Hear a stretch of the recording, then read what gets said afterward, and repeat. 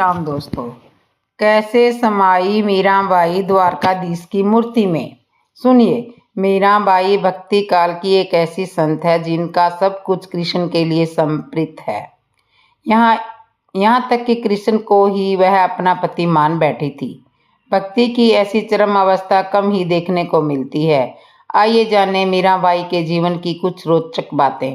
मीराबाई के बाल मन में कृष्ण की ऐसी छवि बसी थी कि किशोर अवस्था से लेकर मृत्यु तक उन्होंने कृष्ण को ही अपना सब कुछ माना।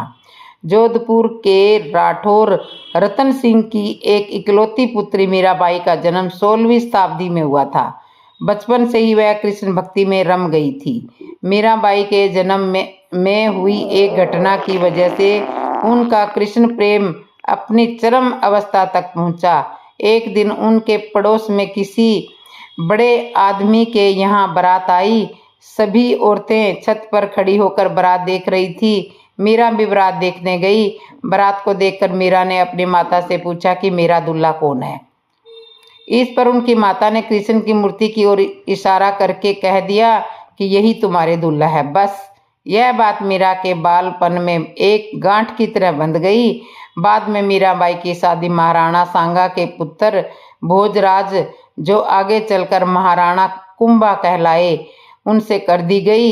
इस शादी के लिए पहले तो मीराबाई ने मना कर दिया, लेकिन जोर देने पर वह फूट फूट कर रोने लगी। शादी के बाद विदाई के समय वे कृष्ण की वही मूर्ति अपने साथ में ले गई जिसे उनकी माता ने उनका दूल्हा बताया था।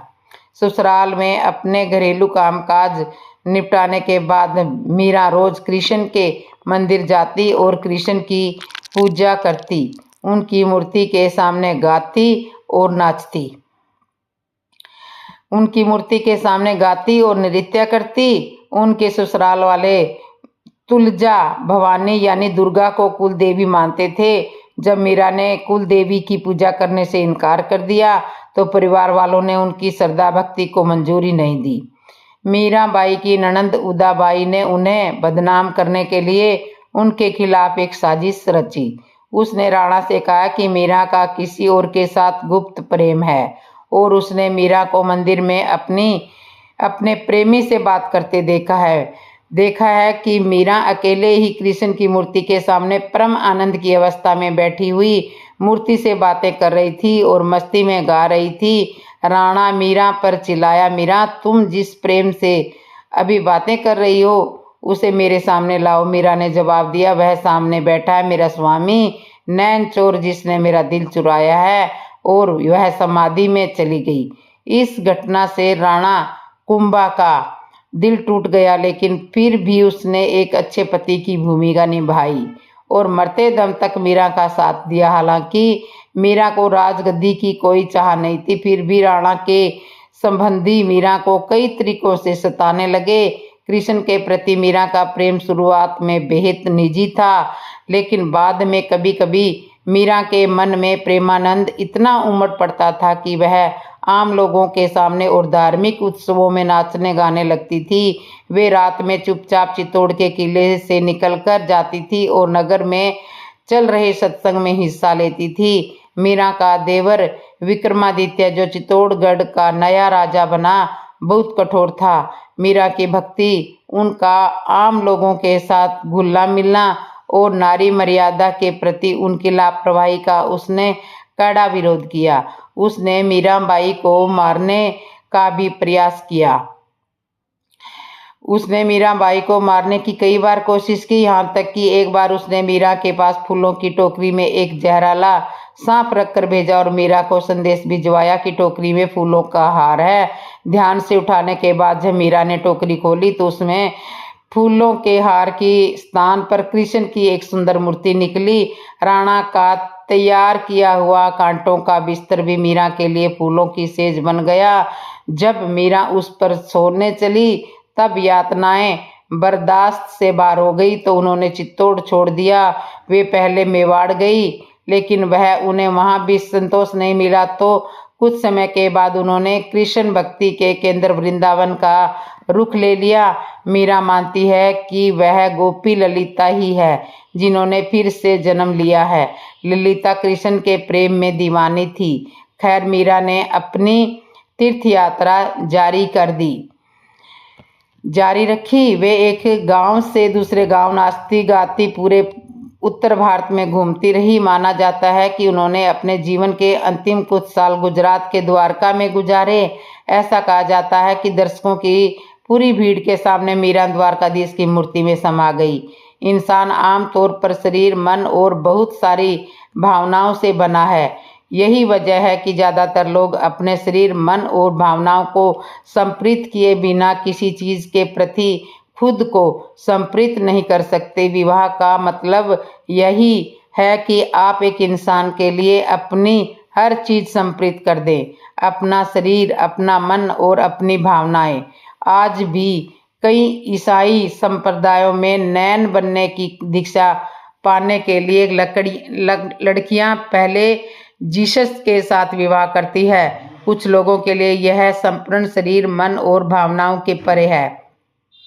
एक ऐसे धरातल पर पहुंच गया जो बिल्कुल अलग था, जहां वह उनके लिए परम सत्य बन गया था। ऐसे लोगों में से एक मीराबाई थी, जो कृष्ण को अपना पति मानती थी। जीव गोसाई वृंदावन में वैष्णव संप्रदाय के मुखिया थे। मीराबाई गोसाई के दर्शन करना चाहती थी, लेकिन उन्होंने मीरा से मिलने से मना कर दिया था। उन्होंने मीरा को संदेशा भिजवाया कि वह किसी औरत को अपने सामने आने की इजाज़त नहीं देंगे। मीराबाई ने इसके जवाब में अपना संदेश भिजवाया था कि वृंदावन में हर कोई औरत है, अगर यहाँ कोई पुरुष है तो केवल गिरधर गोपाल। आज मुझे पता चला कि वृंदावन में कृष्ण के अलावा कोई और पुरुष भी है। इस जवाब से जीव गोसाई बहुत शर्मिंदा हुए। वह फौरन मीरा से मिलने के लिए गए और उन्होंने भरपूर सम्मान दिया। मीरा ने गुरु के बारे में कहा कि बिना गुरु धारण किए भक्ति नहीं मिलती। भक्ति पूर्ण इंसान को ही प्रभु प्राप्ति का भेद बता सकती है। वही सच्चा गुरु है। समय मीरा के पद से पता चलता है कि उनके गुरु रदास थे। नहीं मैं पीहर सासरे, नहीं पिया की अटारी, साथ मीरा ने गोविंद मिला जी, गुरु मिलिया रदास। मीरा ने अनेक पदों और गीतों की रचना की। उनके पदों में उच्च आध्यात्मिक अनुभव है। उनमें दिए गए संदेश और अन्य संतों की शिक्षाओं में समानता नजर आती है। उनके पद उनकी आध्यात्मिक ऊंचाई के अनुभवों का आईना है। मीरा ने अन्य संतों की तरह कई भाषाओं का प्रयोग किया है, जैसे हिंदी, गुजराती, ब्रिज, अवधी और भोजपुरी, अरबी, फारसी, मारवाड़ी, संस्कृत, मिथिली और पंजाबी। मीरा के पदों में भावनाओं की मर्मिक अभिव्यक्ति के साथ साथ प्रेम की ओजस्वी प्रवाह धारा और प्रीतम से वियोग की पीड़ा का मर्म भेदी वर्णन मिलता है। प्रेम की साक्षात मूर्ति मीरा के बराबर शायद ही कोई कवि हो। मेरे तो गिरधर गोपाल दूसरों न कोई, जाके सिर मोर मुकुट मेरो पति सोई। छाड़ी दर्द कुल की कहानी कहाँ करे कोई, संतन डिग बैठी बैठी लोक लाज खोई।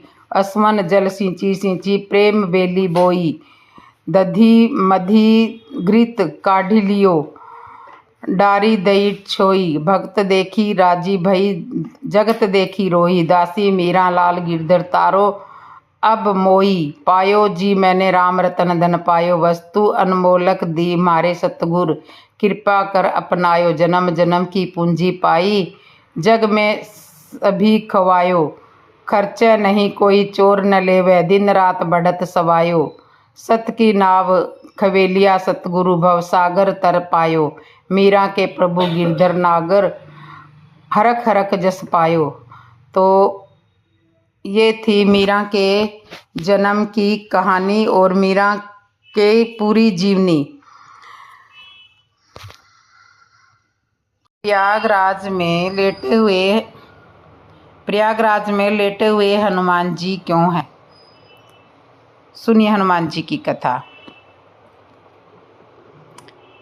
विविध जन श्रुतियों एवं कपोल कपीस द्वारा मन गढ़ंत घटनाओं के आधार पर नित्य नई कहानियाँ खड़ी होती रहती है। इनमें से कुछ तो सत्य होती है, किंतु कुछ का कोई आधार ही नहीं होता। यही बात इलाहाबाद में प्रयागराज क्षेत्र में है। प्रयागराज क्षेत्र की भी यही कथा है। आज मैं हनुमान जी के लेटे हुए की कथा सुना रही हूँ। सुनिए सभी ध्यान से। इनमें से कुछ तो कहानियाँ सत्य होती है, किंतु कुछ का तो कोई आधार ही नहीं होता। यही बात इलाहाबाद में प्रयागराज क्षेत्र के संगम तट पर स्थित पुराण प्रसिद्ध लेटे हुए हनुमान जी के विषय में। यह मंदिर धरती का एकमात्र मंदिर है जिसका विवरण पुराणों में विशद रूप से होता है। यही एकमात्र मंदिर ऐसा है जहां हनुमान जी के लेटे हुए का विवरण मिलता है। अब आजकल तो अनेक मंदिर बन गए हैं जहां हनुमान जी को लेटा हुआ दर्शाया गया है। संभवतः महाराष्ट्र के औरंगाबाद के समीप मसल में बने लेटे हुए हनुमान जी का विशाल मंदिर भी इसी श्रेणी में आता है। अस्तु जो भी पुराणों में एक ही लेटे हुए हनुमान जी के मंदिर का विवरण प्राप्त होता है और वह प्रयागराज क्षेत्र के संगम तट पर स्थित इलाहाबाद के बड़े हनुमान जी के मंदिर का ही है। जो प्रचलित कथा इस लेटे हुए हनुमान जी के मंदिर के विषय में प्राप्त होती है वह यह है कि एक बार एक व्यापारी हनुमान जी की भव्य मूर्ति लेकर जल मार्ग से चला जा रहा था। वह हनुमान जी का परम भक्त था। जब वह अपनी नाव के लिए प्रयाग के समीप पहुंचा तो उसकी नाव धीरे धीरे भारी होने लगी तथा संगम के नज़दीक पहुंचकर यमुना के जल में डूब गई। कालांतर में कुछ समय बाद जब यमुना जी के जल की धारा ने कुछ राह बदली तो यह मूर्ति दिखाई पड़ी। उस समय मुसलमान शासक अकबर का शासन चल रहा था। उसने हिंदुओं का दिल जीतने तथा अंदर से इस इच्छा से कि यदि वास्तव में हनुमान जी इतने प्रभावशाली हैं तो यह मेरी रक्षा करेंगे, यह सोचकर उनकी स्थापना अपने किले के समीप करवा दी। किंतु यह निराधार ही लगता है, क्योंकि पुराणों की रचना वेद व्यास ने की थी जिनका काल द्वापर युग में आता है। इसके विपरीत अकबर का शासन 14वीं शताब्दी में आता है। अकबर के शासन के बहुत पहले पुराणों की रचना हो चुकी थी, अतः यह कथा आवश्यक ही कल्पित मन घड़त या एक समुदाय विशेष के दृष्टिकरण का मायावी जाल ही हो सकता है। जो सबसे ज़्यादा तार्किक प्रमाणिक एक प्रासंगिक कथा इसके विषय में जन श्रुतियों के आधार पर प्राप्त होती है वह यह है कि रामावतार में अर्थात त्रेता युग में जब हनुमान जी अपने गुरु सूर्यदेव से अपनी शिक्षा दीक्षा पूरी करके विदा होते समय गुरु दक्षिणा की बात चली। भगवान सूर्य ने हनुमान जी से कहा कि जब समय आएगा तब दक्षिणा मांग लेंगे। हनुमान जी मान गए, किंतु फिर भी तत्काल में हनुमान जी के बहुत जोर देने पर भगवान सूर्य ने कहा कि मेरे वंश में अवतरित अयोध्या के राजा दशरथ के पुत्र राम अपने भाई लक्ष्मण व पत्नी सीता के साथ परबंध्य के भोग के कारण वनवास को प्राप्त हुए हैं। वन में उन्हें कोई कठिनाई न हो, यो कोई राक्षस उनको कष्ट ना पहुंचाए, इसका ध्यान रखना। सूर्यदेव की बात सुनकर हनुमान जी अयोध्या की तरफ प्रस्थान हो गए। भगवान सोचे कि यदि हनुमान जी सब राक्षसों का संहार कर डालेंगे तो मेरे अवतार का उद्देश्य समाप्त हो जाएगा। अतः उन्होंने माया को प्रेरित किया कि हनुमान को घोर निद्रा में डाल दो। भगवान का आदेश प्राप्त कर माया उधर चली जिस तरफ से हनुमान जी आ रहे थे। उधर हनुमान जी जब चलते हुए गंगा के तट पर पहुंचे तब भगवान सूर्य अस्त हो गए। हनुमान जी ने माता गंगा को प्रणाम किया तथा रात में नदी नहीं लांघते, यह सोचकर गंगा के तट पर ही रात व्यतीत करने का निर्णय लिया। हनुमान जी के हृदय में अपने गुरु की आज्ञा का पालन संदेश उमड़ रहा था, अतः उन्हें नींद भी नहीं आ रही थी। अतः वह आसन लगाकर ध्यान अस्त में विचार मगन हो गई। इधर माया ने जब उन्हें ध्यानस्थ देखा तो वह डर गई, क्योंकि यदि प्रातःकाल हो गया तो हनुमान जी अयोध्या पहुंच जाएंगे तथा प्रण के दृढ़ निश्चय हनुमान जी अपना कार्य आरंभ कर देंगे। अचानक हनुमान जी का ध्यान टूटा। उन्होंने सोचा क्यों न रात सत्संग में बिताई जाए। यह सोचकर वह ऋषि भारद्वाज के आश्रम की तरफ चल पड़े। जब माया और भी निराश हो गई, हनुमान जी भारद्वाज मुनि के आश्रम पर पहुँचे। वहाँ वेद पुराण का बखान चल रहा था। हनुमान जी वहीं बैठकर कथा सुनने लगे। कथा में भारद्वाज ऋषि ने बताया कि कल यहाँ पर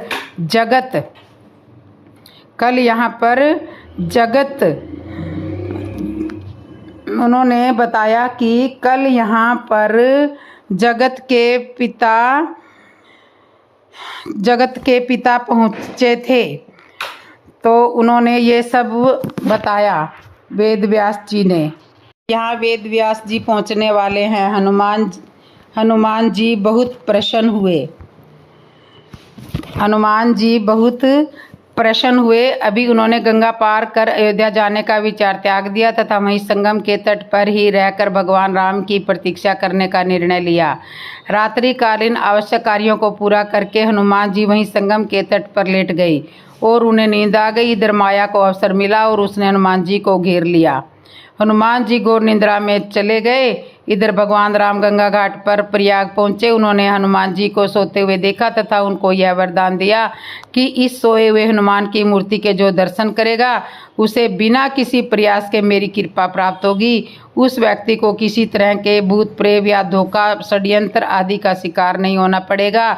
उसके सारे शत्रु समत ही परास्त हो जाएंगे। इस तरह हनुमान जी को अमोघ वरदान देकर भगवान राम भारद्वाज ऋषि के आश्रम तथा अक्षयवट का वृक्ष दर्शन करते हुए आगे बढ़ गए। यह वरदान आज अक्षरश सत्य हो रहा है। इस पुराण प्रसिद्ध सिद्ध हनुमान मंदिर का दर्शन निश्चित ही स्तंभ, बाधा, कष्ट, अरिष्ट आदि को शांत करता है। इधर प्रातःकाल जब गंगा देवी ने देखा कि एक प्राणी उनकी तरफ ही पांव फैलाकर सो रहा है तो उन्होंने अपने आप को अपमानित महसूस करते हुए हनुमान जी को डुबो दिया। सूर्यदेव ने प्रातःकाल अपने शिष्य हनुमान जी की यह दशा देखी तो उन्होंने गंगा को श्राप दिया कि तुम्हारा हृदय मैला है, जो अज्ञानवश तूने एक सीधे साधे प्राणी को दंड दिया है। मेरा सम्मान करते हुए हनुमान जी ने रात में तुम्हारे ऊपर से होकर गुजरना अच्छा नहीं समझा और तुम दुर्बुद्धि उसे श्राप दे बैठी। जा, आज से तू प्राणियों के मरे शरीर एवं गंदगी ढोने वाली हो जाओ। गंगा नदी के दूषित होने से संसार के समस्त देव संबंधी व शुभ कार्य बाधित होने लगे। तब समस्त देवताओं ने मिलकर भगवान सूर्य से पूजा अर्चना की। तब भगवान सूर्यदेव ने कहा कि जा गंगे, तेरे जल के ऊपर मेरी किरणों के पड़ते ही तुम्हारे जल की पवित्रता बढ़ जाएगी तथा तुम्हारे जल से मेरा किया गया सत्वन पूजन कोटि कोटि फल देने वाला होगा। भगवान सूर्य के कहने पर गंगा ने कहा कि हनुमान चतुर्मास व्यतीत होते ही पुनः भगवान राम की सेवा में उपस्थित हो जाएंगे। तब तक हनुमान जी की किष्किंधा पर्वत पर सुग्रीव की सेना में लगे रहे। चतुर्मास बीतने पर भगवान राम सीता की खोज करते हुए किष्किंधा पर्वत पर पहुँचे। वहाँ पर उनकी मुलाकात भगवान राम से हुई। अस्तु कालांतर में जब मुगल शासन के दौरान अकबर के समय में जब बादशाह अकबर ने उस सिद्ध तपोभूमि को अपने किले के रूप में परिवर्तित करना आरंभ किया, तब उसकी दीवार की ही सिद्ध में सोए हुए हनुमान का मंदिर पड़ गया। उसके तत्काल हिंदू धर्म गुरुओं एवं पंडितों को रुपए पैसे का लोभ देकर तथा डरा धमकाकर उस सोए हुए हनुमान जी के मंदिर को अन्यंतर स्थापित करने के लिए राजी किया। हनुमान जी की मूर्ति की खुदाई होने लगी। जब समूची मूर्ति की खुदाई नीचे से कर दी गई तब उससे उठाया जाने लगा। तब लगातार कोशिश के बावजूद भी मूर्ति नहीं उठी। तब उसे भारी सामान उठाने वाली मशीन से उठाने की कोशिश की जाने लगी। जो जो उस मूर्ति को उठाने की कोशिश की गई वैसे वैसे यह मूर्ति और भी नीचे धंसती चली गई। अंत में डर कर अकबर ने उस मंदिर को हटवाने का काम बंद करा दिया तथा डर के मारे उसने हनुमान जी की बड़ी पूजा आराधना की। आज भी उसके उतने बड़े भव्य किले की दीवार हनुमान जी के मंदिर की तरफ टेढ़ी ही है। एक मान्यता और है इस मंदिर के बारे में। इस मान्यता के पीछे राम भक्त हनुमान के पुनर्जन्म की कथा जुड़ी हुई है। लंका विजय के बाद बजरंग बली जब अपार कष्ट से पीड़ित होकर मरणासन अवस्था में पहुंच गए थे तो माँ जानकी ने इसी जगह पर इन्हें अपना सिंदूर देकर नया जीवन और हमेशा आरोग्य एवं चिरायु रहने का आशीर्वाद देते हुए कहा था कि जो भी इस त्रिवेणी घाट पर संगम स्नान पर आएगा उसको संगम स्नान का असली फल तभी मिलेगा जब वह हनुमान जी के दर्शन करेगा। यहाँ स्थापित हनुमान जी की अनूठी प्रतिमा को प्रयाग का कोतवाल होने का दर्जा भी हासिल है। आमतौर पर जहाँ दूसरे मंदिरों में प्रतिमाएं सीधी खड़ी होती है, वहीं इस मंदिर में लेटे हुए बजरंगबली की पूजा होती है। पुराणवी कथाओं के मुताबिक लंका विजय के बाद भगवान राम जब संगम स्नान पर भारद्वाज ऋषि से आशीर्वाद लेने प्रयाग आए थे, तो उनके सबसे प्रिय भक्त हनुमान इसी जगह पर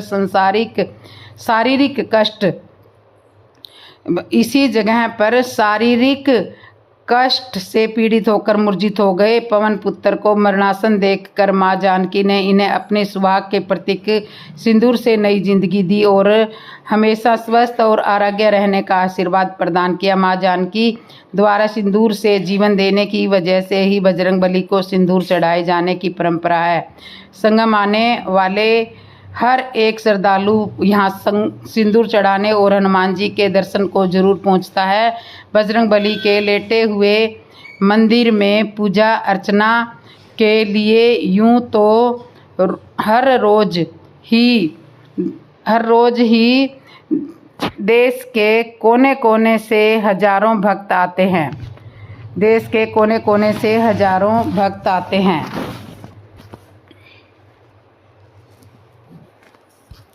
और यहाँ पे बहुत ही श्रद्धा भाव से दर्शन करते हैं। लेकिन मंदिर में महंत आनंदगिरी महाराज के अनुसार राष्ट्रपिता महात्मा गांधी के साथ साथ पंडित नेहरू, इंदिरा गांधी, राजीव गांधी, सरदार वल्लभ भाई पटेल और चंद्रशेखर आज़ाद जैसे तमाम विभूतियों ने अपने सर को यहाँ झुकाया है, पूजा किया है और अपने लिए और अपने देश के लिए मनोकामना मांगी है। यह कहा जाता है कि यहाँ मांगी हुई मनोकामना अक्सर पूरी होती है।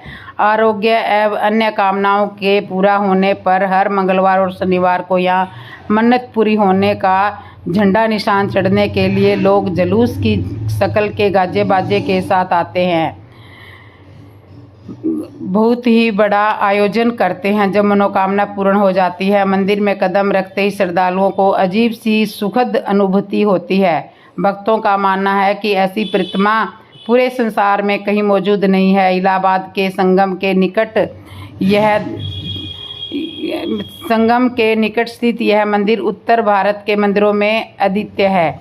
मंदिर में हनुमान जी की विशाल मूर्ति आराम की मुद्रा में स्थापित है। यद्यपि यह एक छोटा मंदिर है, फिर भी प्रतिदिन सैकड़ों की तादाद में भक्तगण आते हैं। प्रिय भक्तों, बोलिए जय श्री राम, जय श्री राम, जय श्री राम।